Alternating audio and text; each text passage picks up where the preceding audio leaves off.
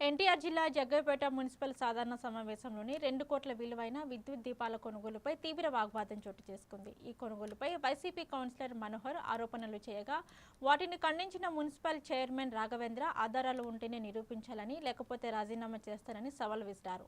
ఇక నిరాధార ఆరోపణలు చేయవద్దని చైర్మన్ సూచించగా సమావేశం ఉద్రిక్తంగా మారింది.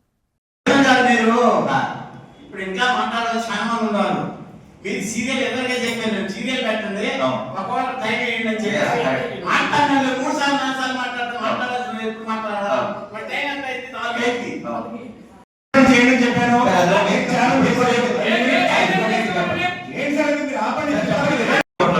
అది సార్ ఇప్పుడు ఈ సంవత్సరం ఆదాయం మీరే చెప్పించింది గత సంవత్సరం 2021 ఆదాయం గురించి చెప్తున్నారు 2021 తర్వాత మీ అంతా మీరే కౌన్సిల్ లో 6 కోట్ల రూపాయల ఆదాయం వచ్చేసరికి క్లాప్స్ కొట్టారు.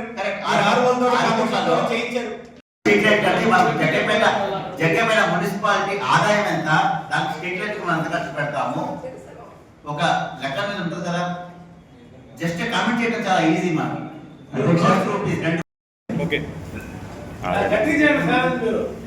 మరి మా కౌన్సిలర్ మనోహర్ గారు ఒక ఛాలెంజ్ చేశారంటే కౌన్సిల్ ఏర్పడిన దగ్గర నుంచి ఓన్లీ లైట్లకి 2 కోట్ల రూపాయలు పెట్టాము. ఇది except street lights, only street lights కంటే ఓన్లీ మున్సిపాలిటీ తరఫు నుంచి నిజంగా 2 కోట్లు కానీ కౌన్సిల్ వచ్చిన దగ్గర నుంచి కౌన్సిల్ ఏజెంట్స్ మొత్తం కూడా తిరిగేసి 2 కోట్ల రూపాయలు ఉన్నాయని చెప్పి ప్రూవ్ చేస్తే నెక్స్ట్ కౌన్సిల్ నుంచి ఈ సీట్లో కూడా కూర్చొని స్వచ్ఛందంగా రాజీనామా చేస్తాం.